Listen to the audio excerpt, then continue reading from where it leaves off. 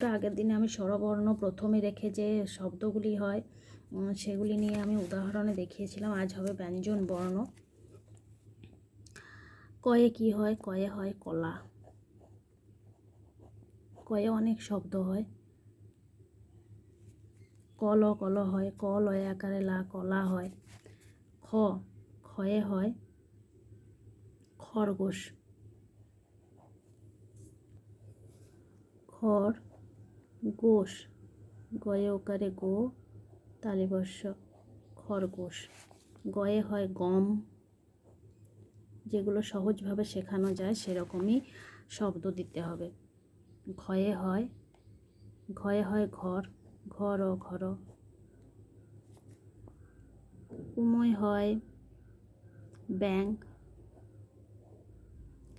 ব্যাং হয় অথবা রঙ্গ হয়, র উম রং দুটোই হয়। চয়ে হবে চাল। যেগুলো অতি সহজ। এখন বাচ্চা যখন একবারেই ছোট বাচ্চা, তাকে সহজ সহজ শব্দ দিলে ভালোভাবে লিখতে পারবে। বেশি কঠিন শব্দ দিলে সে তো লিখতে পারবে না, অসুবিধা হবে তার। যেমন এখানে কল লয় আকার লা, কলা দিয়েছি। এখানে যদি আকার না দেয়, কয় আকার ল কালো হবে, এটাও হতে পারে।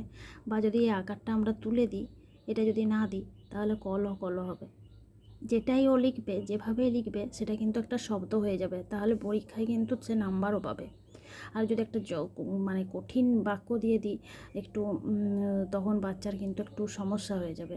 এখানে যদি আকার সে কেটেও দেয়, এটা যদি নাও থাকে, তাহলে কল হচ্ছে। এখানে যদি আকার দিয়ে দেয়, তাতেও একটা শব্দ হবে। এবার পাশে যদি আকার দেয়, তাতেও কিন্তু শব্দ হবে। এভাবে এই জিনিসগুলোকে মেনটেন করে যদি শেখানো হয়, তাহলে আমার মনে হয় খুব ভালো হবে। যদি ভিডিওটি ভালো লাগে, অবশ্যই একটি লাইক করবেন।